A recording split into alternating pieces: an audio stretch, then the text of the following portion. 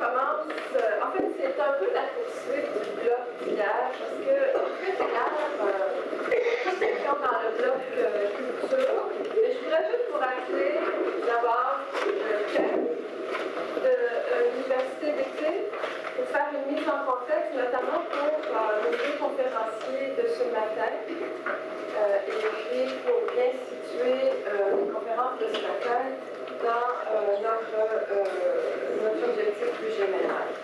Alors ce matin, le cours, comme on va vous le rappeler à tous les matins, le cours c'est l'économie des échanges. Tant du point de vue de la réflexion que du point de vue de son application. L'économie des échanges, c'est-à-dire, en termes très simples, quel est le pouvoir, le pouvoir, la valeur ajoutée du français dans les Amériques, quel est le pouvoir du français et des francophones et des francophiles dans les Amériques, quels sont les espaces que l'on se donne pour favoriser l'épanouissement du français et quelle est la nature de ces espaces, quelle est la nature de ces échanges entre nous dans ces espaces. Et on cherche à poser cette problématique dans le domaine culturel, économique et scientifique. Et dans chaque secteur, évidemment, quand on parle de la valeur ajoutée, quand on parle du pouvoir d'une langue, on parle toujours aussi de son pouvoir économique, culturel, social et politique. Et des façons aussi qu'on peut se donner du pouvoir et qu'on peut donner du pouvoir à cette langue.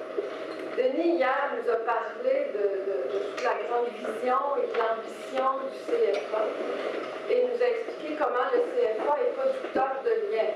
Mais quand on s'intéresse à une thématique qui est celle de l'économie des échanges, on s'intéresse à ces liens aussi que l'on produit, que l'on reproduit, que l'on essaie de développer, de créer et d'analyser. Parce que c'est aussi notre cas ici, on essaie, nous, d'amener le travail qui se fait à tous les niveaux à un certain niveau de réflexivité, tant pour en comprendre l'égalité des apprentissages sur le plan de la pratique que sur le plan de l'avancement des connaissances. Alors, je ne sais pas si vous avez beaucoup travaillé votre côté reptilien, je reviens de ce côté-là, parce que la prochaine étape ici, c'est les liens, c'est les liens affectifs et l'action. Donc, n'oubliez pas, et pour ceux qui font un journal de bord, n'oubliez pas que tous ces éléments-là, c'est important. C'est important dans votre journal de bord, parce que autour de ces éléments, autour de ces petites phrases comme ça que l'on lance, il y a toute une réflexion qui peut se construire, il y a des actions qui peuvent se penser et il y a des liens qui peuvent se faire avec toutes sortes d'expériences que vous vivez, tant liées aux lectures que vous faites qu'aux échanges que vous avez entre vous. Donc, n'hésitez pas à consigner toutes ces petites phrases dans votre journal de bord. Alors, sans plus tarder, je vais laisser la parole à nos conférenciers d'aujourd'hui. Je leur ai tout de suite dit de ne pas être choqués, je ne vais pas les présenter. Je vais leur laisser la chance de se présenter. Et notre première conférencière s'appelle Daisy Boustany.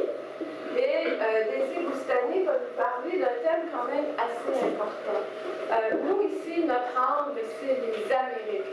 Et quand on a entendu parler de la Convention de l'UNESCO sur la diversité des cultures, évidemment, cette convention ne porte pas que sur les Amériques ou sur la francophonie. Je pense que vous allez voir que ça a quand même un impact assez important pour ceux qui s'intéressent justement à la promotion du français, de la francophonie dans les Amériques. Alors, Daisy, la parole est à vous. Bon matin tout le monde. Est-ce que vous m'entendez? Bon. Bonjour. Alors, enchantée d'être ici ce matin. Je suis très contente de vous rencontrer tous et toutes. Ce matin, en fait, je viens vous parler de la Convention qui vient d'être nommée. Alors, je viens vous parler au nom de la Coalition pour la diversité culturelle aussi, où je travaille et que je représente à l'Université d'été. Et je suis très contente, en fait, d'être là parce qu'il y a 2 ans, on m'avait invité à faire une conférence sur la question de la mutualisation des expériences. Donc, l'expérience du combat pour la diversité des expressions culturelles et celle donc du fait français de la francophonie dans les Amériques, mais en général aussi. Et ça a été très, très intéressant pour moi, bon matin, de prendre le temps, en fait, de réfléchir sur cette relation-là, ces relations-là, donc entre deux combats qui sont communs, similaires, parallèles, des fois qui se joignent, et voilà. Donc, on va pouvoir poursuivre cette réflexion-là aujourd'hui ensemble en parlant des impacts économiques de la Convention. Alors, vous allez voir que ça aussi, ça a été une bonne réflexion pour moi. Il a fallu que je prenne le temps de me concentrer pour élaborer tout ça, donc on va en discuter ensemble. Je commence par en fait, c'est la table, le programme de séance, si vous voulez. Je vous présente un peu de quoi on va parler aujourd'hui. Donc, je commence par me présenter la coalition. Alors, ensuite, je vais vous faire un peu l'historique donc de la lutte pour la diversité des expressions culturelles. Donc, la Convention de l'UNESCO sur la protection et la promotion de la diversité des expressions culturelles, c'est un gros truc, ça fait 10 ans que ça existe. Donc, c'est vraiment une convention qui existe à l'UNESCO, donc à l'échelle internationale.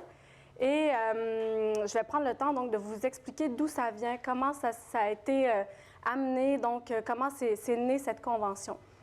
Ensuite, on va essayer de voir comment la Convention peut être un outil, justement, de développement et de protection de la création culturelle, et puis les impacts économiques de la culture. Et enfin, j'ai essayé de penser à quelques recommandations, si on veut. Ça fait quelques projets, initiatives, personnes que je rencontre dans les dernières années, qui ont tous des exemples incroyables de développement à travers la culture.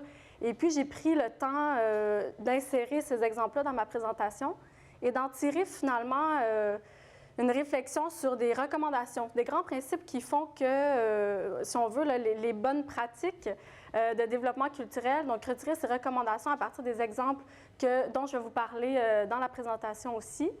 Et voilà, conclusion. Donc, je commence par me présenter. Vous me dites si je parle trop vite. OK? N'hésitez pas à m'interrompre. Si vous avez des questions en cours de route, n'hésitez pas. J'ai aussi inséré des vidéos, donc j'espère que ça va être assez dynamique. Et je vais quand même essayer de me calculer si je vois que je dépasse mon temps. Voilà. Alors, qui suis-je? Je commence par me présenter parce que je pense que c'est important. On a tous des parcours différents. Ce qui nous unit ici aujourd'hui, c'est le français. Et puis, bon, moi aussi. Donc, mais c'est toujours très intéressant de voir comment on arrive là, tous, un face à l'autre, et puis quelles sont nos trajectoires, en fait, les histoires de vie. Comment moi, je suis arrivée aussi à la Coalition pour la diversité culturelle. C'est assez intéressant, puis ça va vous en dire beaucoup sur une confusion qui existe souvent par rapport à la question de la diversité des expressions culturelles. Moi, à la base, donc mes études, si on veut, ça a été pour mon bac, études arabes, sociologie. Et ensuite, j'ai fait relations internationales à la maîtrise, ce qui m'a amené à voyager aussi, à faire des échanges internationaux avec l'université. Et je m'intéressais beaucoup aux questions d'immigration, aux questions d'identité. J'avais travaillé justement, je sais qu'il y a beaucoup d'entre vous ici qui sont professeurs de français langue seconde, et j'avais travaillé pendant des années justement en francisation moi-même. Et j'ai fait de la formation en français langue seconde aussi. Alors, j'étais très intéressée par les questions d'immigration. Et à la fin de ma maîtrise, il fallait que je trouve un stage. Alors, j'ai cherché sur Internet. Je me suis dit, bon, diversité culturelle, c'est intéressant, je vais trouver quelque chose. Et je suis tombée sur la Coalition, en pensant que j'allais faire un stage sur les questions d'immigration. Et là, je me suis dit, ben oui, diversité culturelle, c'est intéressant. Et en arrivant à la Coalition, je me suis rendu compte que c'était pas du tout ça. Et donc, la Coalition pour la diversité culturelle, cette diversité culturelle qu'on entend dans la Convention et à travers la Coalition, je vais vous en parler un peu plus après, c'est une diversité des expressions culturelles. Donc, ce ne sont pas, si on veut, les questions de multiculturalisme, les questions de diversité culturelle ethnique nécessairement, mais c'est plutôt axé vraiment sur les questions des industries culturelles et donc des politiques culturelles, des professions, toutes sortes d'associations professionnelles en culture. Et donc, c'est de ça qu'on parle quand on parle de la Convention, à la base. Il y a d'autres enjeux, évidemment, Mais à la base, cette convention et la coalition que je représente, c'est vraiment le monde des industries culturelles. Alors, j'ai été assez étonnée, comme vous pouvez vous en douter, en arrivant là pour mon stage. Et finalement, j'ai découvert tout un monde très, très intéressant. Puis là, je vous en parle aujourd'hui. Alors, la part de ma contribution, je trouvais ça important de le souligner parce que vous avez toutes sortes de conférenciers pendant votre semaine, des gens qui vont parler de plein de sujets vraiment intéressants. Et je me suis dit, mais moi, qu'est-ce que j'ai amené ici, à ces gens-là? Alors, c'est vraiment, si on veut, la convention et le travail de la coalition, une contribution de plaidoyer. Donc, moi, je viens vraiment vous parler de plaidoyer. J'ai essayé de réfléchir beaucoup, à me dire, bon, les impacts économiques de la Convention, qu'est-ce que c'est? Mais au bout du compte, en fait, la Convention, c'est vraiment un instrument de plaidoyer. Ce sont des arguments, et puis c'est de ça dont je viens vous parler aujourd'hui. Et justement, à travers la Convention, vous amenez un regard international, ce qui se passe à l'échelle internationale sur ces questions-là. Donc, les outils qui nous sont offerts, en fait, en tant que société civile aussi, pour revendiquer et puis mettre en place toutes les belles grandes ambitions de la francophonie ou de la diversité des expressions culturelles. Alors, la coalition où je travaille, qu'est-ce que c'est exactement? En quelques mots, la Coalition pour la diversité culturelle, c'est un regroupement d'associations professionnelles en culture à travers le Canada. Alors, c'est un regroupement pan-canadien. Ce n'est pas seulement au Québec, même si le bureau est basé à Montréal. On représente des associations professionnelles, par exemple, l'Union des artistes, les unions des écrivains du Québec, la Ligue des poètes à travers le Canada, la DISC, donc vraiment tout ce qui est tête des industries culturelles. Donc toutes les grandes associations qui pourraient s'apparenter un peu aux syndicats d'artistes finalement. Alors toutes ces personnes, c'est 31 associations maintenant. Et donc, plusieurs milliers d'artistes et de personnes au bout du compte qu'on représente. Qu'est-ce qu'on fait, nous, en fait? On est, si on veut, ce regroupement qui s'est formé il y a maintenant un peu plus de 10 ans. Et on est vraiment le porte-voix du milieu artistique au niveau des gouvernements, mais des gouvernements de toute échelle. Alors, on va parler, si on veut, de gouvernements de l'échelle provinciale, de l'échelle fédérale, mais on a aussi une action internationale, donc parce que nous sommes aussi le secrétariat général de la Fédération internationale des coalitions pour la diversité culturelle. Alors, la Fédération internationale, qu'est-ce que c'est? Je vais en venir après à l'historique, donc comment tout ça a été créé. Mais la Fédération internationale, c'est 43 pays dans le monde qui ont décidé de se doter chacun d'une coalition comme celle que nous avons, nous, au Canada, la coalition canadienne.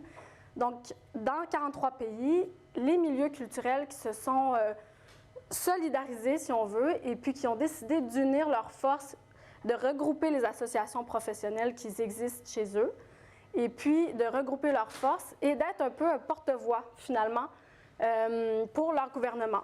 Donc, ils interagissent souvent avec leur ministère de la Culture, ministère des Relations internationales, après chaque pays, différentes échelles aussi, différents groupes, si on veut, devant qui on doit essayer de faire valoir nos intérêts en culture. Alors, c'est vraiment ce pont, si on veut, entre le gouvernement et le milieu des artistes, qui existe dans 43 pays dans le monde. Et la coalition canadienne, qui est basée à Montréal, que je représente, et le secrétariat de la Fédération internationale. Ce qui fait qu'on représente ces 43 pays, donc cette fédération internationale, à l'échelle internationale. Donc, on est un peu nous-mêmes les représentants de la fédération à l'UNESCO ou dans toutes sortes de discussions à l'ONU, par exemple. À chaque fois qu'il y ait question de culture, culture-commerce, culture-développement durable maintenant, toutes sortes d'enjeux qui concernent la Convention et les milieux culturels, nous sommes consultés. Donc, en tant que représentant de la Fédération internationale. Alors, comme je vous le disais tantôt, l'échelle qu'on mène, on est 3 dans l'équipe à Montréal. Donc, elle est, comme je disais, autant internationale que très locale. Alors, c'est toutes ces échelles qu'on travaille. Qu'est-ce qu'on fait exactement? Donc, c'est quoi le travail de la société civile en culture? En fait, notre travail, il se décline de plusieurs façons. D'abord, comme je l'ai dit tantôt, plaidoyer national et international. Donc, c'est vraiment faire valoir les intérêts de la culture sur ces deux échelles, nationale, internationale. C'est monter les réseaux, si on veut, en conséquence, donc des réseaux en différentes organisations aussi à travers le monde. Donc, un très grand réseau d'associations avec lesquelles on collabore et avec qui on travaille justement pour faire valoir différents enjeux de la Convention. Notre travail, c'est aussi le renforcement des capacités du milieu. Donc, c'est quoi? C'est vraiment donner les outils ou essayer d'aider nos associations, les associations qu'on représente, en leur donnant des outils qui répondent à leurs besoins puis aux enjeux auxquels eux font face.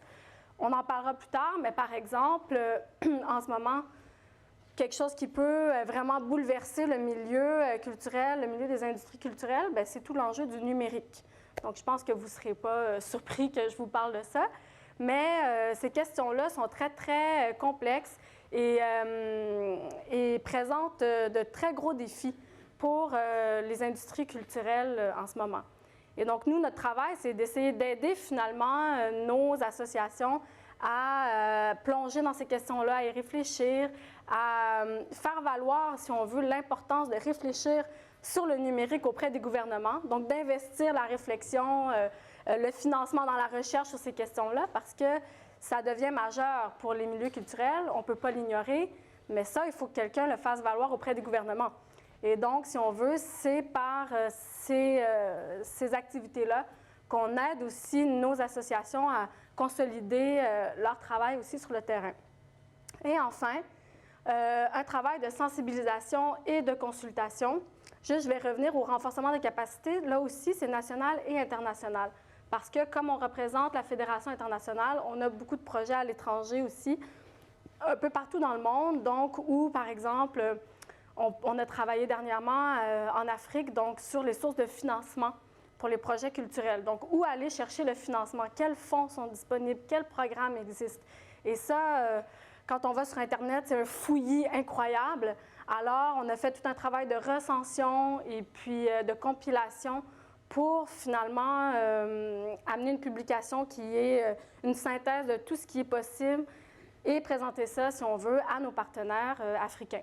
Ce qui, déjà, est comme une partie du travail qui les aide tout de suite à plonger, eux, dans la deuxième étape, qui est celle de monter les projets, Et c'est comme j'en reviens à la sensibilisation et la consultation. Donc, c'est tout un travail de concertation. Les membres du conseil d'administration de la coalition, c'est les 31 associations. Donc, notre conseil d'administration, c'est 31 personnes qui doivent s'entendre ensemble sur des résolutions. Donc, c'est énorme, c'est tout un travail de concertation. Et donc, il y a cette concertation. Et on amène aussi ces associations-là à être sensibles à de nouveaux enjeux. Donc, la Convention, je vais vous en parler, a été créée en 2005, a été adoptée en 2005, ça fait déjà 10 ans, mais les choses évoluent très, très vite. Et donc, les enjeux de cette Convention-là aussi. Et l'idée, c'est d'amener nos associations de continuer à être au courant finalement de ce qui se passe et puis de ce qui bouleverse un peu le monde. On entend beaucoup parler des enjeux de développement durable, maintenant de culture développement durable. Et tout ça, c'est un travail aussi d'éducation, si on veut, auprès de nos membres. Alors, ouvrir un peu les horizons, c'est toujours important. Donc, c'est quelque chose qu'on fait aussi qui relève de notre travail. Petite gorgée d'eau. Alors, avant de vous parler de la Convention en tant que telle, je me suis dit que c'était intéressant de vous amener à réfléchir sur d'où vient le combat pour la diversité des expressions culturelles. Pourquoi? En fait, ça fait très longtemps, la Convention existe depuis 2005, mais ça fait beaucoup plus longtemps que ça que protéger la diversité des expressions culturelles est un enjeu. Donc, on remonte, si on veut, à un premier... Est-ce que vous voyez bien? Je me rends compte que c'est blanc sur vert, puis que... Bon, en fait, je vous ai mis quelques bulles ici pour vous mettre dans le contexte. Donc, ça relève les premières, probablement que ça existait avant, mais disons qu'un premier événement majeur, ça a été en 1946, les accords Bloom-Burns. Donc, qu'est-ce que c'est ces accords-là? Comme je disais, ça fait très longtemps qu'on parle de protéger la diversité des expressions culturelles et qu'on sait que la culture, c'est un enjeu majeur parce qu'à travers la culture, Je veux dire, on peut parler de domination de l'esprit, mais en fait, la culture, c'est le véhicule de valeurs. On le sait, on en a parlé à travers la francophonie aussi.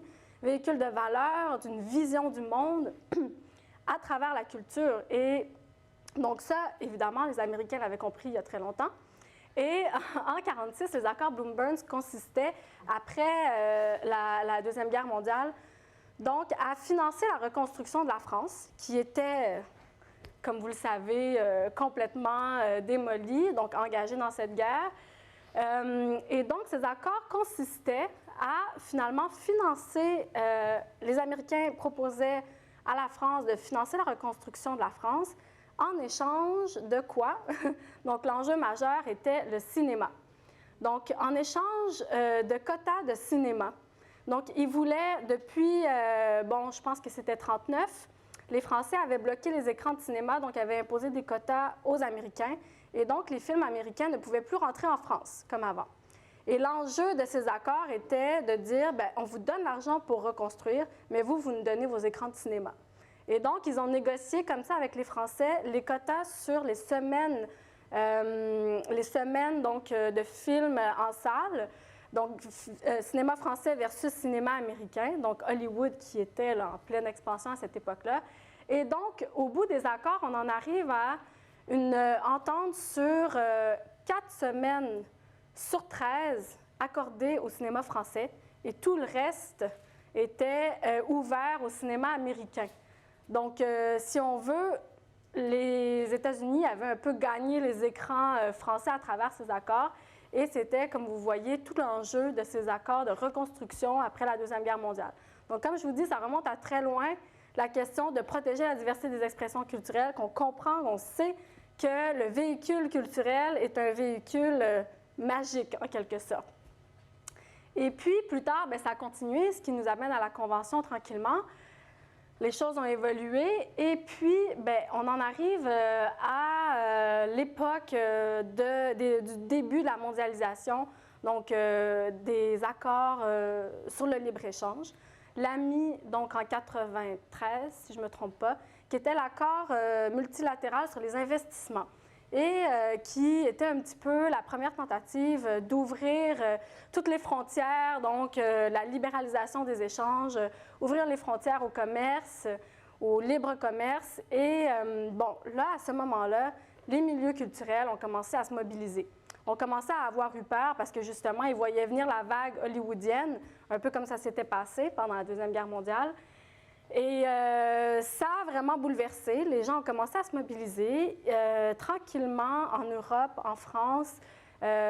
Beaucoup les réalisateurs, donc les réalisateurs de films, ont été conscients très, très vite de ce qui s'en venait et ont mobilisé autour de chez eux, ici aussi tranquillement. Et vraiment, c'est autour de l'ALENA, donc un peu plus tard, donc que les milieux culturels du monde se sont mobilisés, se sont regroupés, se sont dit, si on ne fait rien maintenant pour protéger la culture à travers cette vague de libre-échange, bien, on va perdre tous nos droits sur notre propre création nationale, notre propre contenu culturel à nous. Et puis, en fait, ce n'était pas encore formulé comme ça, mais tranquillement, on se rendait compte que bien, la culture, c'est quelque chose de particulier. On ne peut pas négocier ça comme des voitures, on ne peut pas négocier ça comme du blé. Donc, c'est porteur d'une valeur qui est vraiment unique, spécifique à chaque culture, à chaque pays. Et donc, c'est ce qui a vraiment motivé les milieux culturels à agir. Alors, c'est là qu'on en vient, donc, tranquillement à la Convention. Il y a les milieux politiques, la société civile qui se sont vraiment mobilisés à travers le monde. Donc, vraiment ici, je reviens sur ce que je viens de vous dire. L'accroissement de la mondialisation et de la libéralisation provoque deux visions qui s'opposent. Donc, une vision capitaliste de la culture, si on veut, donc comme un bien commercialisable, versus donc une vision sociale portée par les droits de l'homme. Et là, on a commencé à entendre parler des droits culturels et donc du fait que chacun devrait avoir le droit de s'exprimer. Et donc, la liberté d'expression découle un peu de tout ça aussi. donc de s'exprimer dans sa langue, de s'exprimer à travers les médiums artistiques qui lui conviennent.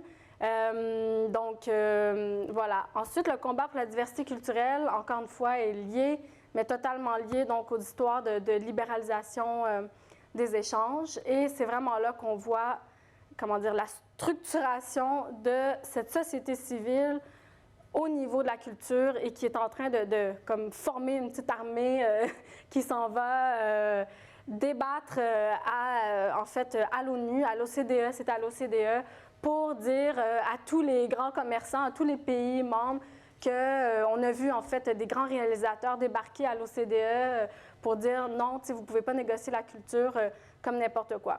Et donc, les principaux acteurs qui ont mobilisé et qui ont, comme je disais, mobilisé les milieux culturels, il y a eu l'Organisation internationale de la francophonie, évidemment, qui a été un des premiers grands acteurs qui a joué un rôle très, très majeur aussi dans la campagne de sensibilisation des pays.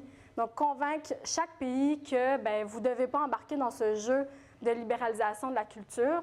Et l'OIF, évidemment, les liens entre francophonie et diversité des expressions culturelles sont très, très forts, bon, je pense que je n'ai pas à vous les expliquer très, très longtemps. Donc, a beaucoup mobilisé. La France a été un des acteurs majeurs aussi.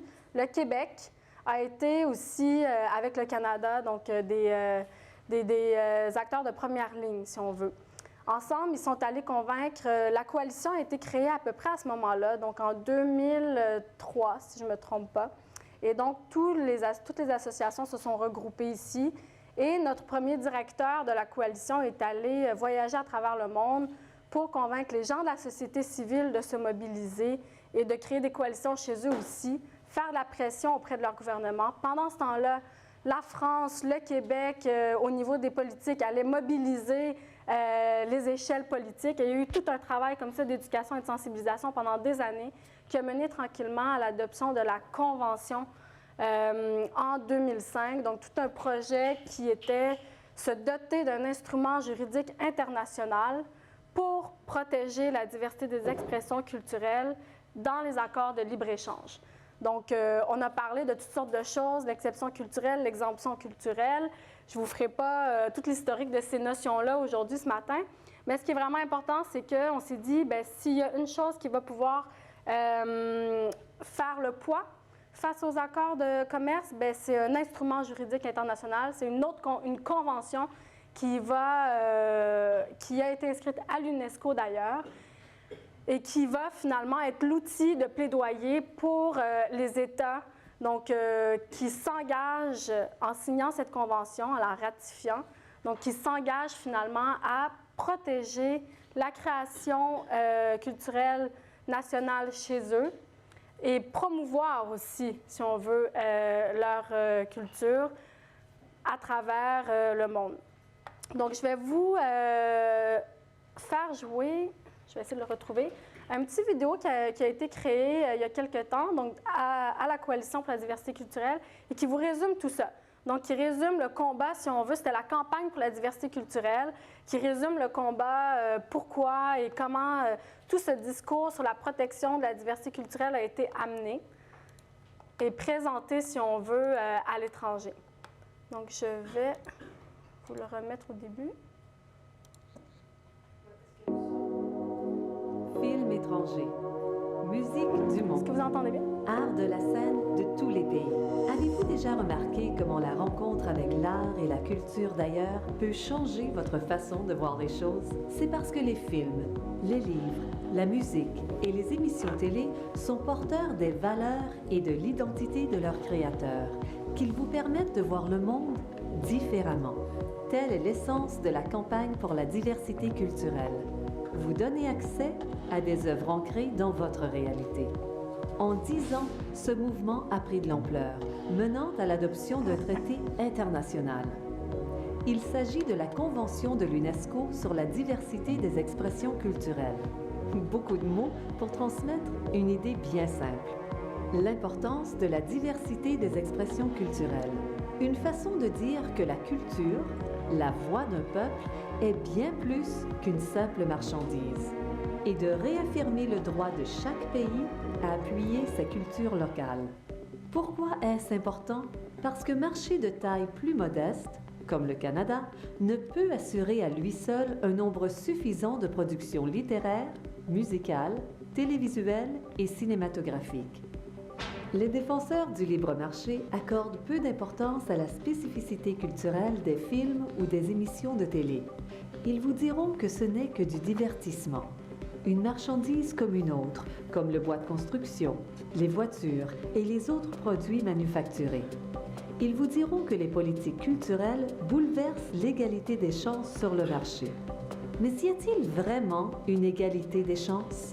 Une production hollywoodienne coûte, en moyenne, 100 millions de dollars US. 100 millions pour un seul film représente plus que le budget annuel de l'agence cinématographique canadienne Téléfilm Canada. Ce n'est pas ce qu'on peut appeler une égalité des chances. Pas étonnant que 148 pays aient voté en faveur de la Convention de l'UNESCO. Pourquoi ce traité international est-il nécessaire? Parce que depuis des années, le droit des pays à mettre en œuvre des politiques culturelles se voit contesté. Le Canada a été parmi les premiers. En 1997, 10 ans après l'entrée en vigueur de l'ALENA, l'Organisation mondiale du commerce affirmait que la politique canadienne visant à défendre ses magazines était illégale. Lorsque le Canada a essayé de remplacer sa politique, les États-Unis le menacèrent de représailles. Depuis les années 90, plusieurs pays ont fait face aux mêmes pressions. Le modèle des superproductions ne se limite pas au cinéma. En 2002, 5 maisons d'édition new-yorkaises contrôlaient 45% des ventes de livres au monde. 72% des ventes de musique au monde étaient contrôlées par 4 maisons de disques. La stratégie des superproductions se défend peut-être sur le plan des affaires, mais sur le plan culturel, elle entraîne une réduction systématique de la diversité culturelle. Cela signifie que le public a finalement moins de choix. Toutefois, lorsqu'on leur offre un choix, un vrai, le public choisit une grande variété d'expressions culturelles. Prenez l'obligation du contenu canadien. Depuis les années 70, des réglementations exigent que les stations de radio du pays diffusent de la musique canadienne. Je n'ai sûrement pas de tomber, qui nous empêchera de rêver. Ce qui favorise le développement de nos artistes et leur permet de se trouver un public, d'abord ici, puis à l'étranger. Aujourd'hui, les musiciens canadiens ont un rayonnement international qui excède de loin leur poids démographique. Je rentre à Montréal. De nos jours, il est possible de voir des films de Corée, de lire des romans sud-américains et d'écouter de la musique des 4 coins du monde. Ce sont les politiques culturelles, quotas sur le contenu, Conseil des arts, programmes de financement, diffuseurs publics, qui rendent cela possible. Voilà pourquoi la Convention est si importante. À l'ère de la mondialisation et du numérique, les frontières tendent à s'estomper, facilitant plus que jamais le partage et les découvertes culturelles. Si on assure leur protection et leur promotion, toutes les cultures peuvent s'épanouir et rayonner. Et nous en sommes tous gagnants. La campagne en faveur de la diversité culturelle ne fait que commencer. Faites-en votre combat. Cette vidéo est une réalisation de la Coalition pour la diversité culturelle. Pour en savoir plus, consultez le site lacoalition.com. Merci. OK. Ça va? Donc, je pense que ça résume assez bien ce que je vous ai dit. En fait, j'ai plusieurs vidéos, puis à chaque fois, ça résume ce que je vous raconte. Comme ça, on est sûr que c'est clair et bien concis. OK. Oui? Je trouve ça super intéressant. C'est juste que j'ai écouté la vidéo, puis je réfléchissais à ma réalité et tout ça. C'est ce qu'on fait un peu ici. Puis moi, j'en parle beaucoup, par exemple, à mes élèves, de l'importance de valoriser la culture. Moi, je cherche à Montréal, la culture québécoise. Nommez-vous, s'il vous plaît. Oui. Parce que je ne connais pas, nommez-vous. Oui, c'est vrai. Marie-Claire de Montréal. Et moi, ce que je trouve un peu dommage, en fait, c'est qu'on a toujours 2 réactions. Je pense que c'est un discours qui a été récupéré beaucoup au Québec avec les partis politiques. Et on fait beaucoup d'associations politiques, je trouve, au Québec, parce qu'on parle d'identité culturelle, parce qu'on parle de valoriser l'art chez nous, on est comme étiqueté tout de suite de souverainiste ou de. Et pourtant, c'est pas nécessairement un débat qui va directement ensemble, je pense. Je me demande si à la limite, ça nuit pas un petit peu à ce. Je pense que la génération qui s'en vient baigne beaucoup dans. On parlait hier des réseaux sociaux, de Netflix et tout ça. Ils ont besoin d'entendre parler d'Ariane Moffat, de Xavier Dolan. Ils ont besoin de voir qu'il se fait des choses chez nous. Puis aussitôt qu'on s'aventure un petit peu comme plus en profondeur, ben là, on se fait étiqueter de gauchiste ou de. En tout cas, moi, je le vis vraiment, là. Je trouve que ça nuit un petit peu au message. Je me demande à quel point on pourrait casser cette image-là.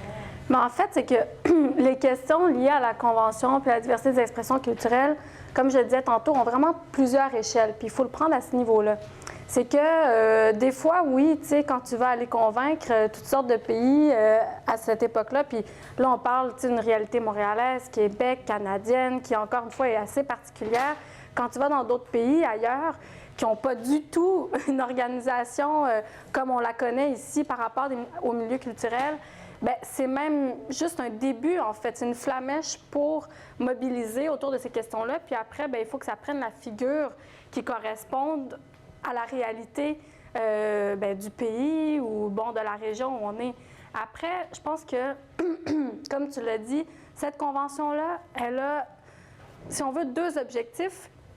C'est celle de protéger, bien, elle a plusieurs objectifs, mais disons que c'est celle de protéger les moyens d'action, donc engager les États, les gouvernements à protéger la création nationale et donc s'assurer que les artistes ont les moyens de créer, les industries culturelles ici ont les moyens de se développer, mais elle assure aussi le fait qu'on ait accès à des cultures, à des expressions culturelles d'ailleurs, et que nos expressions culturelles se fassent valoir et entendre ailleurs, à l'étranger.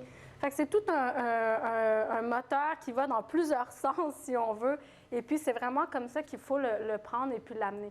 C'est à chaque fois une question, si on veut, d'échelle qui change, et la Convention, comme je vais en venir à la fin, bien, je veux dire, c'est un outil de plaidoyer. Après, l'important, c'est de se l'approprier et se l'approprier pour vraiment être capable de trouver là-dedans les arguments et les réfléchir qui collent à notre réalité.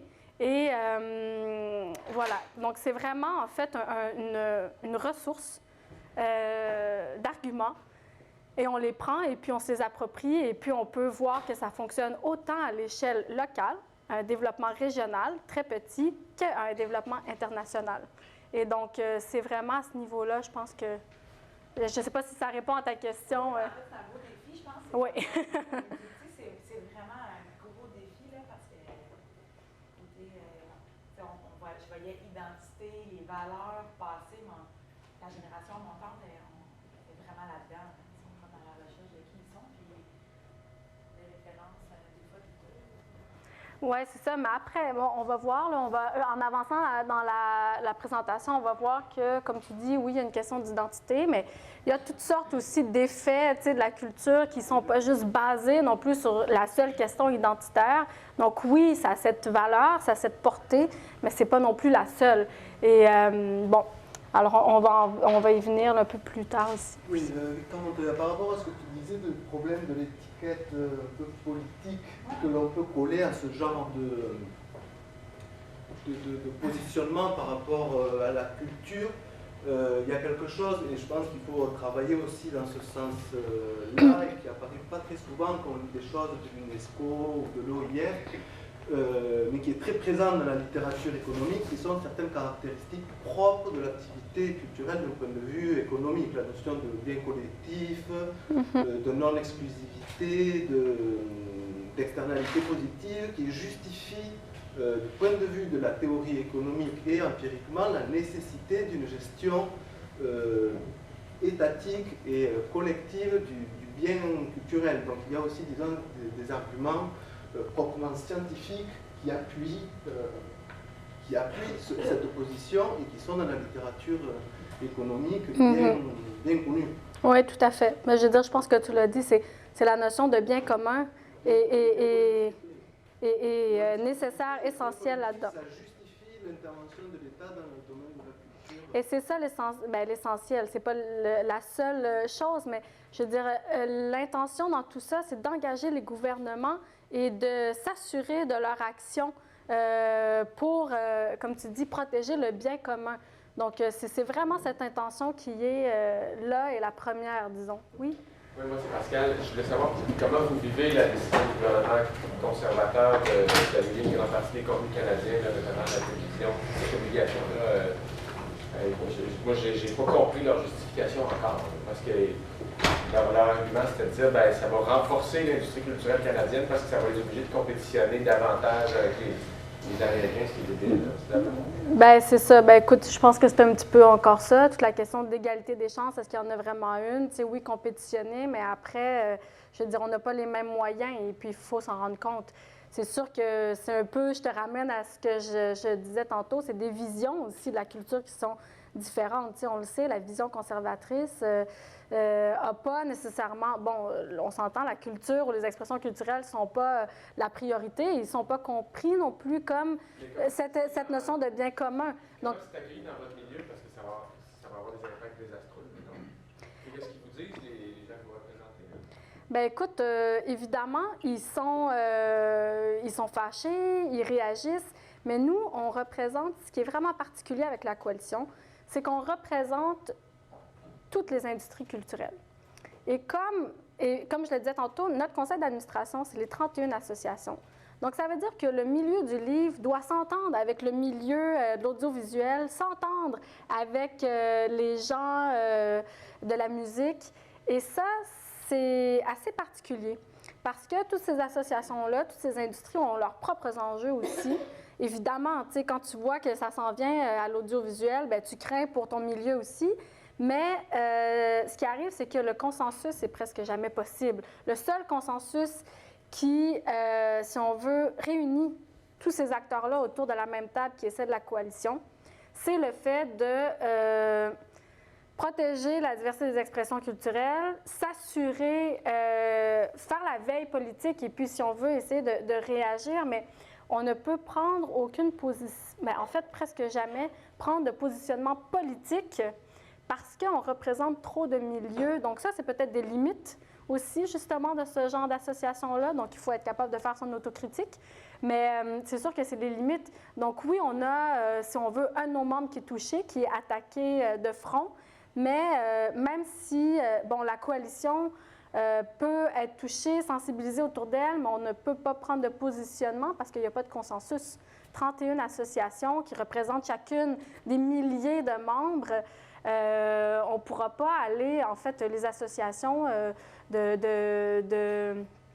si on veut, de l'Ouest du Canada ne vont pas nécessairement, tu sais, être en accord avec ce qu'une association qui a les réalités québécoises ici, par exemple.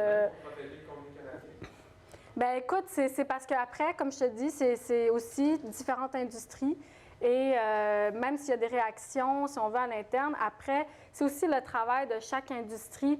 Si on veut, c'est encore une fois plusieurs niveaux. Chaque industrie fait son plaidoyer, donc fait avancer ses enjeux. Et ensemble, toutes ces industries, on assure les enjeux autour de la Convention. Puis, c'est ça. Donc, effectivement, ça a ses limites. Même s'il y a des réactions. Mais bon, après, les actions sont aussi limitées de notre part. Oui. Bien, vous avez mentionné l'égalité des chances, mais est-ce qu'il y a aussi peut-être une inégalité des chances entre les genres? Par exemple, vous avez mentionné l'industrie du livre versus l'audiovisuel. Présentement, tout ce qui est culturel se fait compétition, surtout avec Internet. On peut lire sur Internet, on peut écouter de la vidéo sur Internet. Est-ce qu'il y a une inégalité entre les expressions culturelles présentement que vous ressentez? Non, pas vraiment. En fait, bien, je veux dire, il y a toujours eu, de toute façon, je veux dire, l'audiovisuel a toujours été, je vais vous montrer des chiffres un peu plus tard, mais a toujours été beaucoup plus présente en ligne, hors ligne que d'autres milieux. Le livre est jamais très loin, mais bon. Donc, ça a toujours existé. Et puis, je pense que, tu sais, le monde des arts vivants n'est pas en compétition avec les gens du cinéma, par exemple. Donc, oui, il y a une inégalité, si on veut, c'est pas les pourcentages ne sont pas les mêmes, mais après, non, il n'y a pas de compétition entre les milieux. Non, Et après, Oui, oui. Oui, tout à fait. Bonjour, Miguel Joseph. Et je trouve que c'est très intéressant la fenêtre que vous venez d'ouvrir sur la diversité culturelle et comment ça a été amené à être voté ou bien adopté par l'UNESCO. Parce que moi, j'ai étudié surtout à travers la sécurité alimentaire, le droit à l'alimentation. On est en train de faire un plaidoyer pour une exception alimentaire à l'OMC, c'est-à-dire ne pas considérer les biens alimentaires comme des marchandises ordinaires, parce que c'est vital à une population. Et on comprend bien pourquoi la diversité culturelle a été votée à l'UNESCO, parce qu'avant, il y avait eu des discussions, ou bien il y avait eu comment dirais-je, toute une bataille entre la Chine et les États-Unis pour des œuvres chinoises. Et les Américains voulaient savoir que ce sont des marchandises qu'ils ont achetées. Et finalement, la Chine a pu remporter à travers l'idée que ces biens répondent au patrimoine culturel chinois et comme ça, ils devaient revenir à la Chine. Ainsi, cette question de diversité culturelle, c'est une victoire pour les peuples. Surtout, moi qui viens de la Caraïbe, le patrimoine culturel est l'un des actifs les plus forts qu'on possède. Donc, si on soumet ça à la commercialisation, à la mondialisation, on peut la perdre d'un jour à l'autre. Mais accepter cette diversité culturelle, c'est reconnaître le droit des peuples à avoir accès ou bien à disposer du patrimoine commun que leurs ancêtres leur ont légué. Et je pense que c'est très important pour nous, en tant que francophones, de savoir que la diversité culturelle qui nous caractérise est tout aussi importante à défendre. C'est une valeur que nous devons nous battre pour elle. Tout à fait, puis tu l'as dit, puis je finis là-dessus pour pouvoir continuer, mais quand on parlait tantôt des pressions que les États-Unis faisaient à la France après la Deuxième Guerre mondiale, bien, ça a continué jusqu'à la Convention. On a organisé un colloque à Québec il y a 2 semaines où on avait tous les acteurs, en fait, québécois, canadiens, qui étaient là pour parler de comment ils ont réussi à convaincre les gouvernements autour d'eux d'adopter la Convention. Et puis, ils nous disaient qu'en coulisses, les pressions américaines étaient très, très fortes. Alors moi, j'en avais déjà entendu parler, mais jusqu'à la dernière minute, ils se faisaient appeler pour leur dire c'était des menaces directes, concrètes. Si vous adoptez cette convention, je veux dire, il va y avoir des répercussions, il va y avoir des conséquences. Et ça a toujours existé, ces menaces américaines, depuis 1946, donc jusqu'à l'adoption de la Convention en 2005. Alors, comme tu dis, on l'a dit, c'est un enjeu majeur, la culture, et puis les menaces américaines qui ont été faites dans d'autres pays étaient justement, par exemple, au niveau du commerce, par exemple, avec l'Italie, je veux dire, ils ont déjà soumis la pression d'arrêter d'acheter leurs pâtes alimentaires. Mais je veux dire l'exportation des pâtes alimentaires, c'est essentiel là, pour eux. Donc là, encore une fois, le cinéma contre ces enjeux de commerce, c'est important, c'est utile. Il y a des pays qui n'ont pas pu, je veux dire qu'il y a des pays qui se sont restreints longtemps par peur de se nuire en adoptant cette convention. Donc, alors j'avance pour pouvoir, mais c'est très, très intéressant. Je vous laisserai des liens pour la documentation si ça vous intéresse. Après, OK. Bon. Alors, ce que je vais faire, c'est que je vais passer vite pour pouvoir avancer. Mais ce qui est quand même intéressant, c'est de savoir que finalement, la Convention en 2005 a été adoptée. Et puis, donc, il y avait 140 États pour, 2 États contre, États-Unis et Israël, et 4 États qui se sont abstenus. Dont, comme je le disais, je pense que c'est le Honduras qui avait subi des pressions, qui s'est fait appeler et puis qui se sont rétractés parce que, par peur des représailles américaines. Donc, je passe tout de suite à la Convention et ses moyens. Alors quand même, la Convention, c'est un instrument juridique, c'est un texte international, mais... alors c'est là où j'ai commencé à réfléchir par rapport à la question qu'on m'a posée. C'est quoi les impacts économiques de la Convention? Alors là, je me suis dit, qu'est-ce qui existe à la Convention qui est lié vraiment directement à l'argent?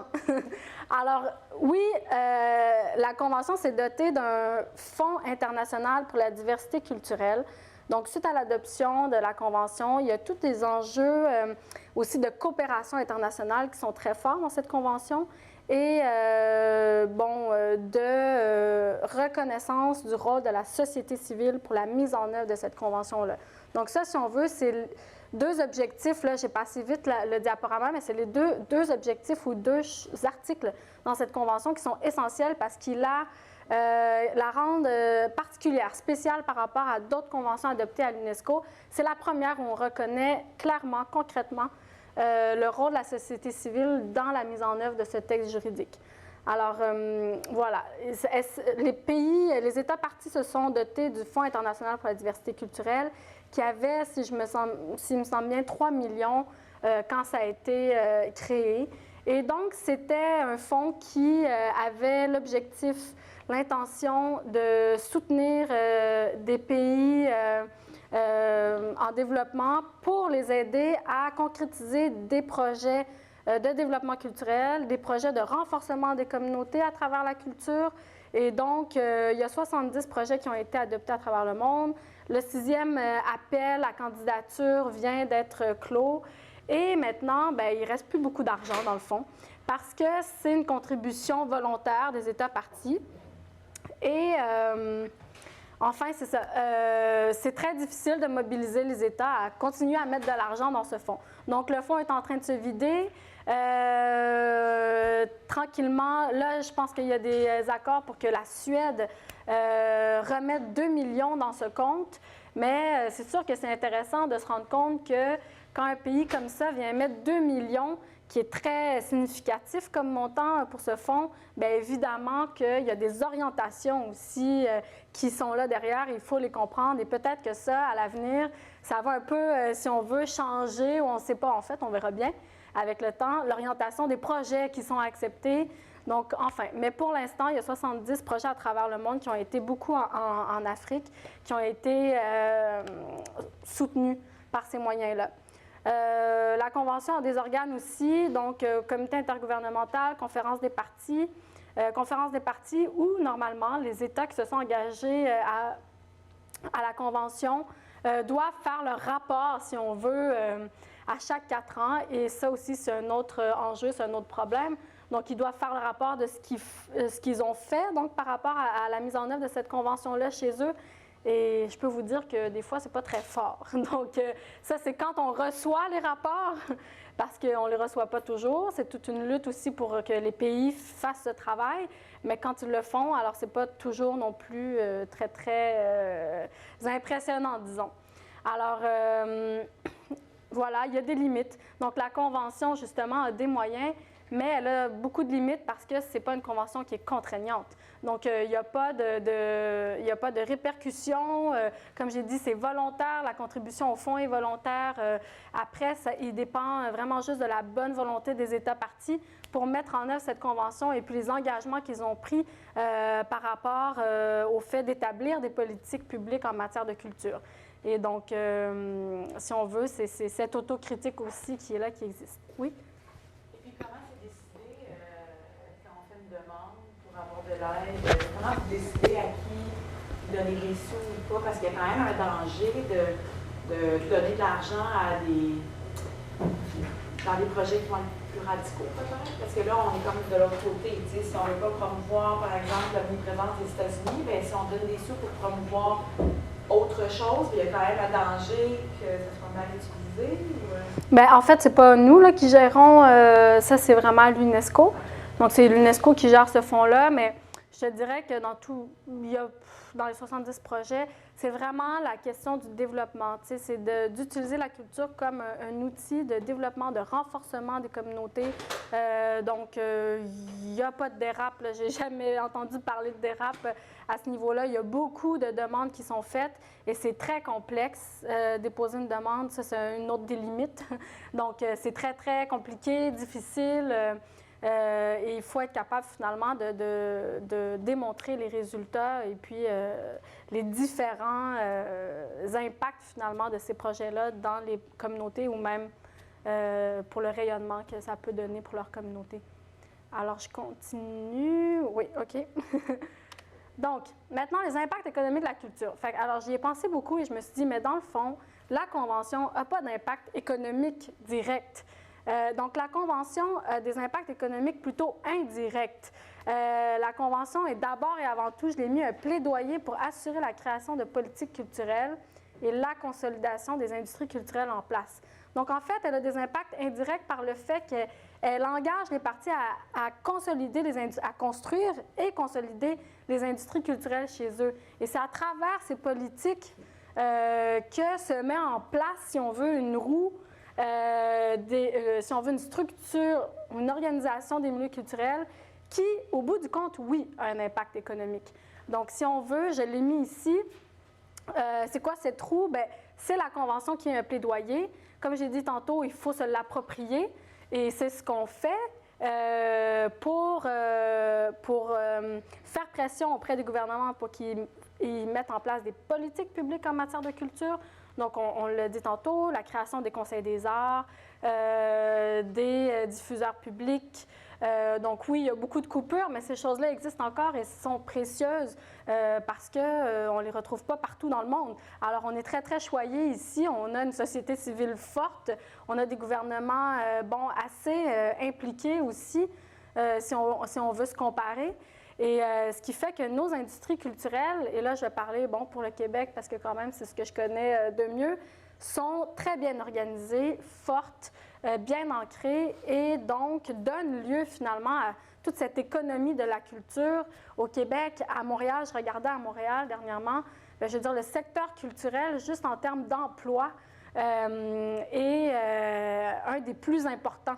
Donc, dans la métropole. Et pareil, au Québec, je veux dire, tout ce qu'engage finalement en exportation, en importation, en emploi, en financement de projets, mais la culture est finalement, oui, un impact pour le développement des communautés. Donc, ça m'a intéressé quand même de me rendre compte que, on parle d'impact économique de la culture. Et parallèlement à la coalition, je mène des projets qui essaient de faire reconnaître la contribution de la culture au développement durable des communautés. Donc oui, le développement économique, mais alors pas seulement le développement économique. Et c'est tout un enjeu. Alors là, je me suis dit, la culture et l'économie, oui, sont intimement liées. Pourquoi? Par la notion de valeur. Donc, ces deux notions nous ramènent à l'idée d'attribuer une valeur à quelque chose. Et donc, la culture, on l'a dit tantôt, on le sait, elle est porteuse d'une valeur identitaire, de valeur sociale, de valeur de tradition, et l'économie aussi, valeur monétaire. Et donc, je me suis dit, oui, donc la culture, c'est une valeur qui est économique, mais pas seulement économique en termes de monétisation. C'est une économie aussi politique, c'est une économie aussi sociale à travers la culture qui est développée et qu'on doit être capable de reconnaître. Alors, j'ai comme insisté pour vous amener, si on veut, ces notions-là parce que je me suis dit, on ne peut pas faire ou avoir une simple vision ou parler de la culture et de ses impacts économiques seuls, parce que justement, on se coupe finalement du projet de la francophonie et, ou du projet de la diversité des expressions culturelles, et on en vient au modèle unique que Hollywood nous propose, qui est celui du divertissement. Alors, c'est là où je me suis dit, c'est là l'importance de parler d'économie politique, sociale, de la culture, parce que sinon, finalement, on ne parle que de divertissement et on ne parle plus de produits culturels en soi. Alors là, j'ai encore une vidéo pour vous qui s'appelle « La parabole des Tuileries ». Est-ce que quelqu'un l'a déjà vu ou le connaît? Ah ça va beaucoup vous intéresser. Alors, c'est vraiment une vidéo qui en images, qui vous résume un peu tous les impacts ou toute cette chaîne de valeur de la culture et qui met la lumière finalement sur les impacts qui sont économiques, mais pas seulement économiques de cette culture et en quoi la culture finalement est un outil de développement à tous les niveaux. Est-ce que je dois fermer la lumière cette fois ou je ne sais pas à qui parler? Non? OK.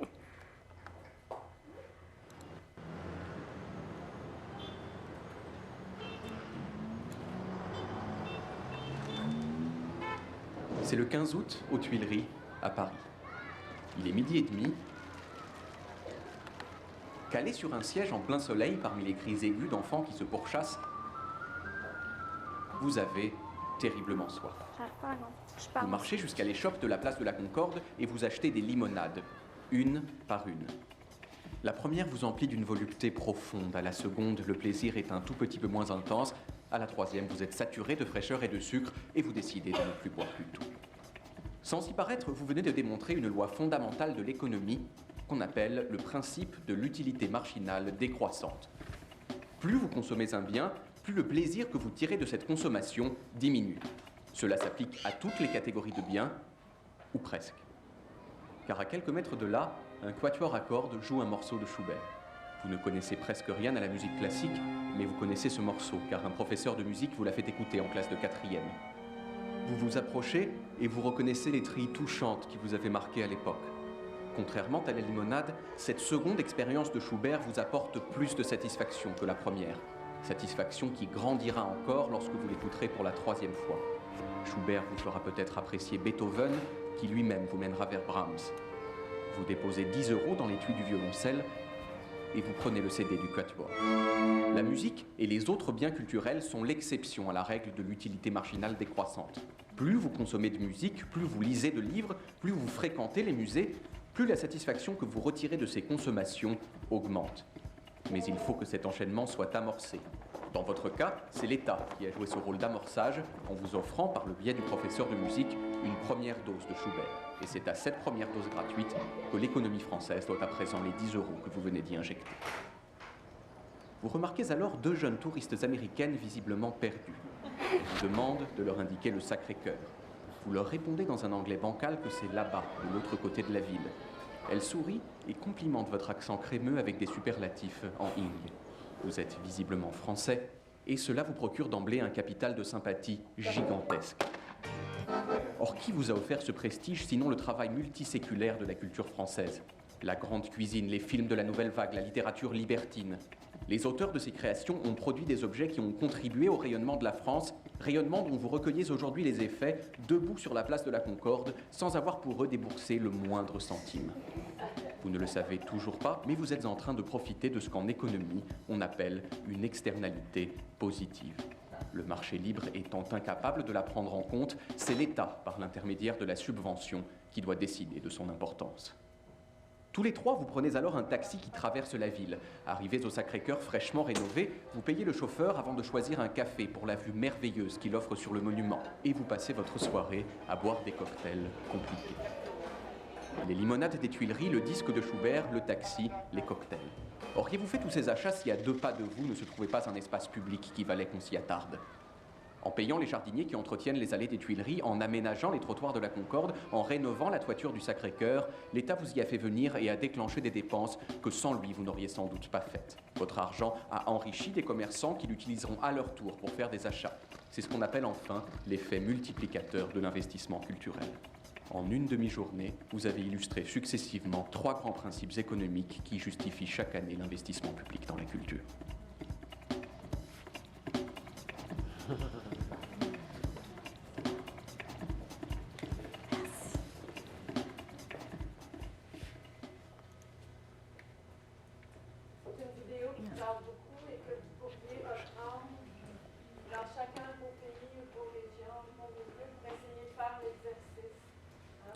Oui, exactement. Donc, en fait, comme je le disais, je vais y revenir, mais tout est dans comment faire reconnaître finalement la contribution de la culture au développement économique, tous ces impacts, en fait, tous les impacts de l'investissement en culture, qui est pas évident. Cette vidéo le fait très bien, et je vais vous parler d'autres projets après qui vont dans ce sens-là aussi. Donc, l'impact, oui? Oui, c'est par rapport à l'impact économique. Et je reviens à l'OMC. Oui. À travers un autre accord qu'ils ont ratifié, c'est l'ADEPIC, c'est les aspects sur les droits de la propriété intellectuelle, où si la diversité culturelle favorise l'émergence ou la multiplication de divers aspects de la culture, l'accord sur les aspects de la propriété intellectuelle protège les auteurs, tout ça. Donc on voit que bien que l'OMC, à travers la mondialisation, pourrait contribuer un obstacle à l'émergence de différences culturelles, mais aussi il y a un aspect positif dans cet accord, dans l'accord de l'OMC, avec et où il permet aux auteurs, aux créateurs, de vivre de ce qu'ils font. C'est-à-dire, on ne peut pas exploiter et abusivement de leur auteur sans qu'ils puissent tirer une certaine bénéfice. Donc, c'est pour vous dire également que là, je vois un aspect positif et également de l'accord, de la convention, parce que ça, ce n'est pas seulement les pays qui en bénéficient, mais il y a les auteurs, il y a les producteurs, il y a les créateurs qui directement, chaque fois que leur œuvre est recopiée, est diffusée quelque part, ils ont quelque chose en retour. Et ça, c'est pour montrer qu'il y a une collaboration entre l'accord de l'OMC et la convention et sur la diversité culturelle qui explique toute la diversité du monde. C'est toute la question du droit d'auteur, en fait, qu'on mène et qui est cette rétribution, les redevances aux artistes, donc de l'exploitation de leurs produits ou services. Par contre, ce que vous mentionnez, c'est vrai, puis c'est intéressant. Je pense que c'est une belle... je ne l'avais pas vu comme ça, mais ce qui arrive, c'est que dans les faits, la question du droit d'auteur est très, très complexe.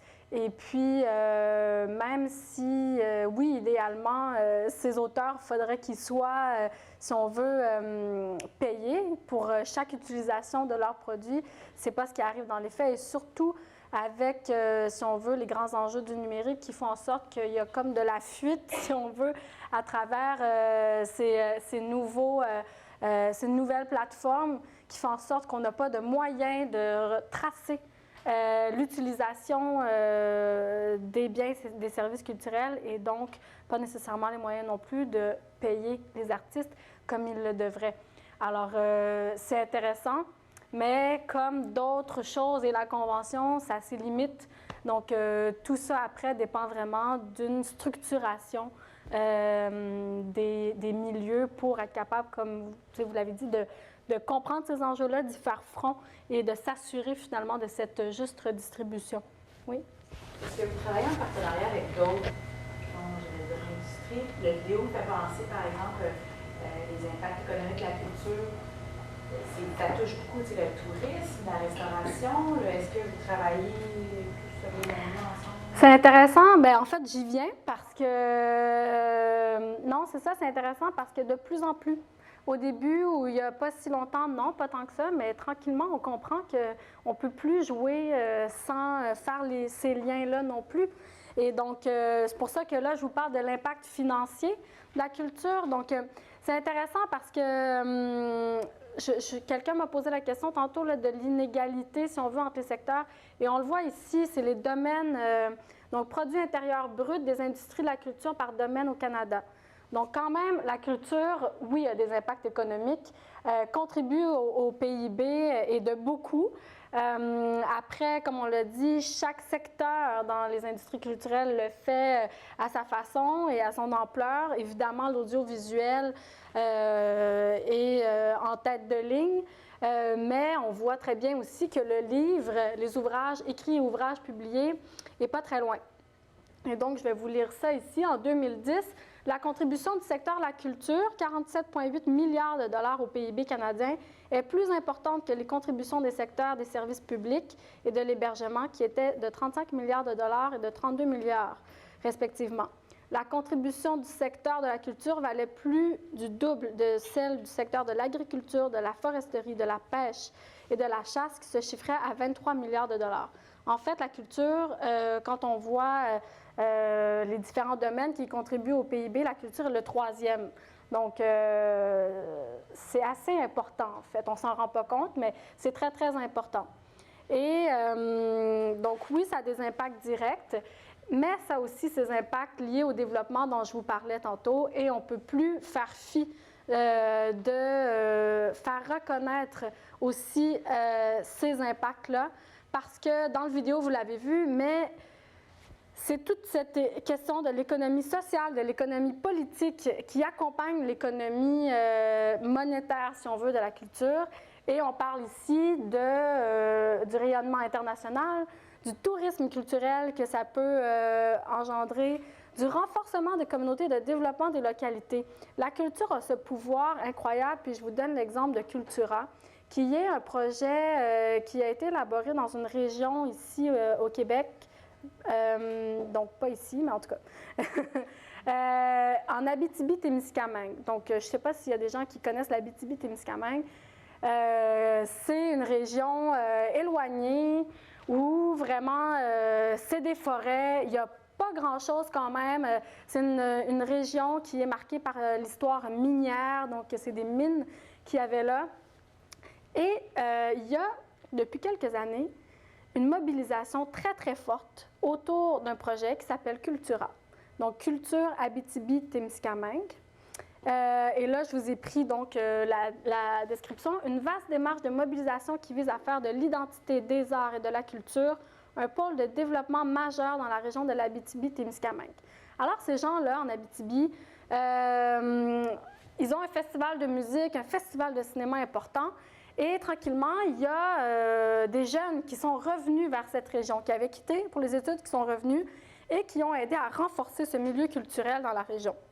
Et donc, c'est devenu un milieu très, très fort, une dynamique très forte. Ça a donné une énergie à la population locale qui était très particulière et qui les a amenés à mettre en place cette démarche pour mobiliser, créer des liens, des réseaux entre les différentes municipalités. Et là, on parle, des fois, c'est des petits villages tout petits, donc des plus grandes villes, donc lier les différents secteurs, donc l'économie, les gens des affaires, les gens en politique, les gens, comme vous l'avez dit, en tourisme, les gens en culture, en art de la scène, à lier, si on veut, toutes sortes d'enjeux ensemble et de les mobiliser autour de la question culturelle, de créer pour cette région une identité, une personnalité forte liée autour de la dynamique culturelle, le dynamisme culturel qui se vivait chez eux. Et ce projet, jusqu'à maintenant, relie ensemble 49 municipalités dans la région. Donc, ils ont créé une charte, si on veut, de la région qui implique les gens qui la signent, les groupes qui la signent, à finalement se joindre à cette mobilisation autour de la culture, autour de l'aménagement des paysages. Et puis, 49 municipalités, 7 conseils de bande. Alors là, on parle du projet autochtone, rapprochement avec les peuples. Ils ont 7 conseils de bande qui ont signé la charte dimanche dernier, je pense. Et donc, une première de ce rapprochement entre les peuples à travers la culture et 15 organismes à travers la région. Et donc, ce projet-là, ils ont connu un rayonnement incroyable parce que ça a été vraiment comment dire, ils ont allumé une étincelle et on dirait que la population n'attendait que ça, se mobiliser autour d'un projet qui était porteur, qui était celui de la culture, qui a amené les gens de la région à recevoir tranquillement beaucoup plus de tourisme. Ils ont construit des parcours comme ça à travers les municipalités. Les gens se sont engagés à investir en culture dans une municipalité où il n'y a pas grand-chose. Il n'y a pas nécessairement beaucoup d'argent, un projet simple, mais ils l'ont fait et ils l'ont valorisé. Et donc, ces gens de culture ont valorisé chaque petit projet en culture qui se faisait dans leur région et les ont mis en lien avec un plus grand réseau. Et ce qui fait que là, on en vient à vraiment un casse-tête là, énorme autour de la culture en Abitibi-Témiscamingue et qui leur doit maintenant ce rayonnement international. Ils sont rendus un projet exemplaire à l'UNESCO. Donc, quand on parle de culture-développement durable, maintenant, à l'UNESCO, on parle de Cultura, qui est dans une région perdue au Québec. Et donc, ça leur a valu ce rayonnement international et ça a créé surtout ce moteur au sein de la communauté pour s'engager, participer en tant que citoyen dans le développement de sa propre région. Alors, si vous voulez, ça, c'est toutes les externalités positives dont on parlait tantôt. Alors, là, j'en viens à la dernière partie qui est finalement, oui, c'est beau tout ça, mais donc, qu'est-ce qu'il faut pour s'assurer que, oui, les gouvernements doivent établir des politiques culturelles. Donc, oui, on voit c'est quoi les impacts de la culture, mais comment s'assurer que ça fonctionne dans les faits? Ça ne se fait pas tout seul. La Convention, oui, c'est un plaidoyer mais c'est pas tout. Il faut le joindre à autre chose. Donc, c'est quoi les indices de réussite, si on veut, de ce développement culturel solide? Donc, investir en culture, oui, mais il faut s'assurer qu'on parte sur des bonnes bases, donc des bases solides si on veut le faire et qu'il soit surtout durable. Alors, d'abord, une organisation planifiée du milieu culturel. Ça ne se fait pas seul. Alors, on ne peut pas penser finalement que, ah oui, on va encourager nos artistes par-ci, par-là, et puis on va leur donner un peu de sous, comme vous disiez tantôt, on finance des projets, puis après, on laisse ça là, on n'en fait plus rien. Alors non, c'est vraiment une organisation planifiée. C'est une complémentarité créée, développer les différents secteurs de cette chaîne de valeur en culture aussi. Donc, on a ici la création, oui, la production, la diffusion et l'utilisation.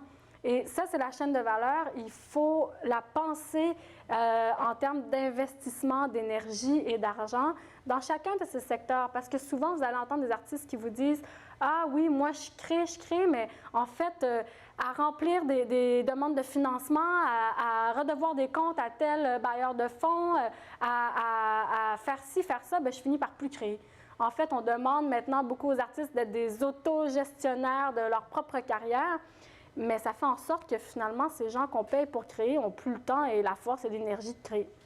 Alors, c'est là où on parle de développer une complémentarité des différents sous-secteurs en culture pour s'assurer que chacun fait la bonne chose dans ce milieu et le fait avancer de façon, en synergie, donc avec les différentes forces qui existent donc, au sein de ce milieu. Donc oui, ceci nous aide à développer des industries fortes, mais cela ne se fait pas non plus sans l'importance du rôle de la société civile, qui, elle, à côté, parallèlement, si on veut, va faire les pressions qu'il faut auprès de tel ou tel palier gouvernemental, donc trouver les bons acteurs avec qui, finalement, développer ces liens de partenariat-là. Et donc, ça va en complémentarité, si on veut, pour créer une industrie et puis un milieu culturel fort. Enfin, j'ai mis trouver, dans l'organisation planifiée, trouver les bons alliés et diversifier ses interlocuteurs. On en parlait tantôt. Donc, diversifier ses interlocuteurs, on s'en rend compte de plus en plus. Quand on sait maintenant que les impacts de la culture ne sont pas seulement économiques, sont sociaux, sont politiques, bien, alors ça veut dire qu'il faut aller chercher des partenaires dans tous ces secteurs. Et il faut savoir les convaincre. Et donc là, encore une fois, je reviens à l'importance de la société civile, du plaidoyer. Mais il y a aussi des fois des acteurs qui sont, un peu inimaginables et des beaux partenariats qui se développent. Je vous donne l'exemple de cette île, donc, où on a là-bas créé un projet, un fonds pour le développement culturel en lien avec l'aluminerie. Alors, cette île, encore une fois, c'est pas une grosse ville, c'est dans une région éloignée. Il y a des artistes qui sont là, mais il n'y a pas nécessairement les fonds et les structures pour les financer. Et qu'est-ce qu'ils sont allés faire, les gens du Conseil de la culture là-bas? Ils sont allés convaincre l'aluminerie, parce qu'en fait, il y a une aluminerie très, très grande. C'est l'industrie principale de cette ville-là, de cette région-là. Et donc, ils sont allés convaincre l'aluminerie que leurs employés, pour être heureux, ils ne peuvent pas juste travailler et puis aller se coucher puis retourner travailler.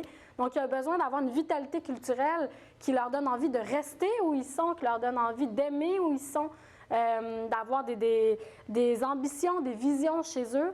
Et donc, ils ont créé cette collaboration qui est le Fonds en développement culturel. L'aluminerie finance 40% du fonds. Le Conseil des Arts, le ministère, par exemple, de la Culture, sachant qu'il y a une aluminerie, donc le monde des affaires contribue, finance à 40% le fonds, et le Conseil des Arts finance le reste, et gère, coordonne, si on veut, ces projets culturels qui sont mis en place. Mais là, on voit un exemple, si on veut, d'un partenariat qui est pas nécessairement commun, mais qui fonctionne. Et après, ça, c'est vraiment le reflet d'une localité parce que c'est ce type d'industrie en aluminium qui existe là. Donc, ils ont utilisé les ressources qu'ils avaient sur place. Et donc, ça, c'est un bon exemple là-dedans, d'en trouver les bons alliés, il y a aussi les réseaux. Alors, tisser des réseaux, aller chercher les bons interlocuteurs, c'est aussi savoir où, en fait, peser au bon endroit, si on veut. Et là, je vous parle du réseau Les Arts et la Ville, qui est un réseau qui lie tout le monde de la culture, donc des arts, aux municipalités.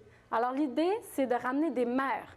Alors, c'est un réseau qui est tous les conseils des arts et les maires de différentes villes qui se réunissent, qui ont des projets communs et qui se rencontrent donc une fois par année pendant 3 jours, qui se font parler de projets culturels, de valoriser. En fait, l'objectif, c'est de valoriser des projets et la mise en place par les municipalités de projets culturels qui ont réussi pour convaincre encore plus de maires d'investir encore plus en culture.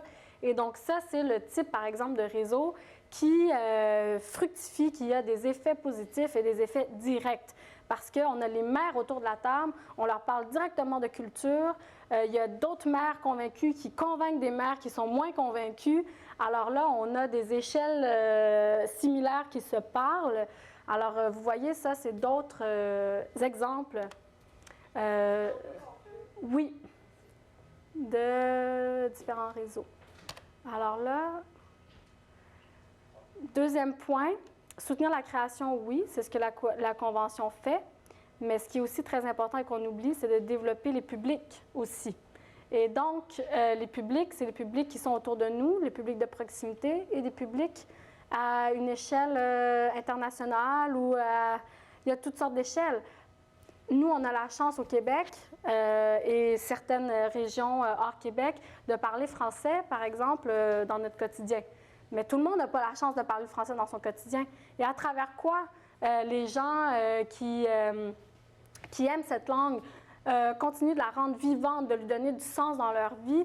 Bien, en gros, en général, c'est à travers la culture, à travers la musique qu'ils écoutent tous les matins en allant travailler, qui est du français, ou par les films qu'ils voient.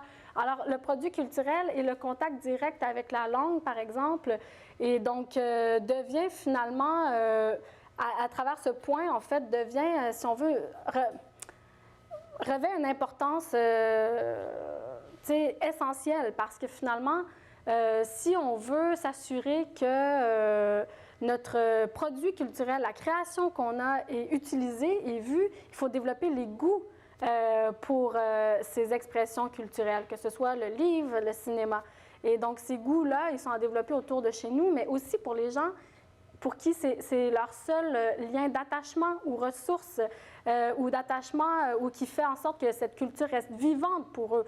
Donc, à travers, finalement, ces produits culturels. Et donc, ça, il faut l'avoir en tête. Il faut y penser aussi quand on pense à développer ces publics. Enfin, je finissais par ça. Donc, les artistes, les meilleurs ambassadeurs de la vision et des valeurs véhiculées par la langue.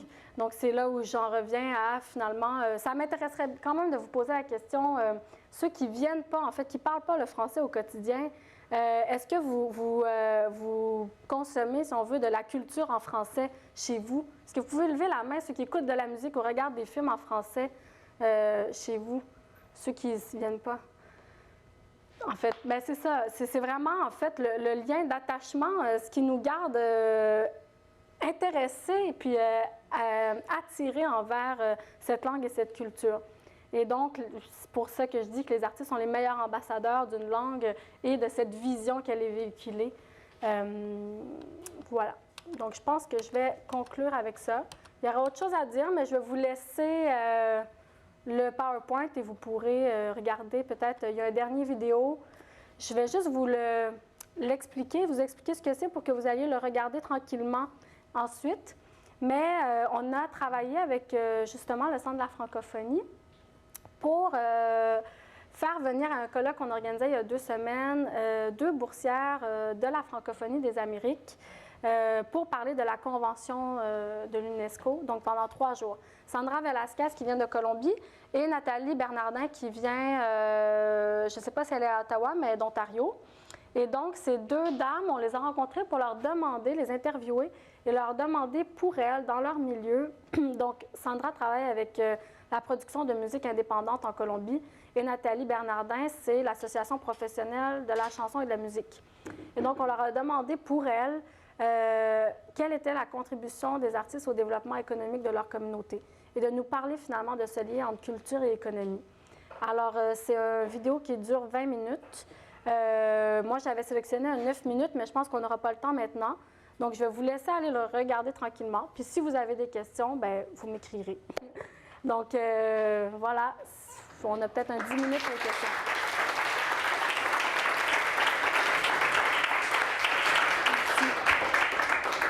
Merci beaucoup, Daisy. C'était vraiment très intéressant et désolée de bousculer, mais évidemment... il y a beaucoup de conférenciers. Il y a beaucoup de conférenciers, beaucoup de contenu. Et moi, j'aimerais vous laisser aussi avec une autre question ou une certaine synthèse qu'on peut faire de la présentation de Daisy, mais à un niveau peut-être métathéorique. C'est-à-dire, quand Daisy nous a parlé de la Convention, sur le plan normatif, je ne sais pas si vous avez vu, mais à plusieurs reprises, elle nous a dit que la Convention, non c'est bon, n'était pas contraignante. Pardon? Ah, OK. Alors, elle nous a dit à plusieurs reprises que la Convention n'était pas contraignante, qu'elle avait certaines limites. Ensuite, à plusieurs reprises, on a entendu comment c'était important de susciter de l'adhésion. On a entendu que le cadre était toujours volontaire. Et ça, c'est un paradigme dans notre société. Notre gouvernement impose un agenda politique dans le domaine de la loi et l'ordre, où là, il y a des choses très contraignantes. Au nom de la sécurité, on contraint nos libertés. Mais au nom de la culture, quand on parle de la culture, on dit toujours qu'il ne faut pas être contraignant. Il ne faut pas imposer la culture aux gens. Et ça, c'est un paradigme maintenant qui est le nôtre. Et je trouve ça vraiment intéressant, ce premier exposé aujourd'hui, parce que déjà, on va au cœur d'un enjeu fondamental quand on cherche à défendre les langues, les cultures, l'expression culturelle, la diversité. C'est qu'on nous dit toujours, il faut convaincre les gens, il ne faut pas imposer. Il y a peut-être un domaine très contraignant dans le domaine culturel, c'est celui des vins. Hein? Quand vous voulez devenir sommelier, qu'est-ce que vous devez faire? Vous devez apprendre 3000 noms de vins par cœur. Et là, c'est très contraignant, mais il n'y a personne qui vous dit que c'est un problème. Mais quand vous voulez apprendre une langue, on va vous dire « Ah, il ne faut pas contraindre, c'est difficile apprendre une langue, c'est un problème. Ah, la culture, il ne faut pas imposer. » Alors, il y a un cadre normatif ici qui est vraiment fort, très fort, et qui est beaucoup inspiré par le néolibéralisme, par le virage néolibéral utilitaire de nos sociétés. C'est-à-dire, il ne faut pas se leurrer, c'est un paradigme qui est très fort. Parce que dans d'autres contextes, si vous regardez le développement de l'État-providence, c'est un développement qui s'est fait à coup de loi. C'est-à-dire, on a exigé que les travailleurs puissent avoir le droit de voter. On a exigé que les gens puissent avoir la liberté de s'organiser. On a exigé le respect des droits humains. Mais aujourd'hui, je trouve que l'exposé de Daisy est absolument extraordinaire et fabuleux pour bien comprendre les paradigmes dans lesquels on se situe. Donc, consommez-vous de la culture en français dans vos milieux? Je pense que vraiment, ça résume tout. Mais aussi, si vous voulez défendre la culture dans le paradigme néolibéral qui est le nôtre, il faut toujours se poser la question, mais comment je vais convaincre mon voisin de consommer des contenus culturels? Qui je vais convaincre sur le plan politique pour s'assurer qu'on nous donne des incitatifs pour faire du développement culturel? Et comment vais-je maintenir ces niveaux d'engagement? Donc, si vous vous situez dans ce paradigme, ce sont des questions fondamentales qui vous reviennent. Si vous voulez transformer ce paradigme, évidemment, je vous y encourage très fortement, mais là n'est pas l'enjeu, c'est qu'il faut bien comprendre les paradigmes dans lesquels on se situe. Alors, encore une fois, Daisy, merci beaucoup parce que cet exposé fut très, très, très éclairant. Je vous invite très fortement à aller consulter, à aller voir la vidéo. Allez l'écouter et en parler entre vous. Inscrire tout ça, évidemment, dans votre journal de bord est essentiel, je pense, pour animer votre réflexion. Je pense qu'on a un cadeau pour notre conférencière, mais je ne sais pas où est la personne qui doit vous présenter le cadeau, mais on va vous applaudir très chaleureusement.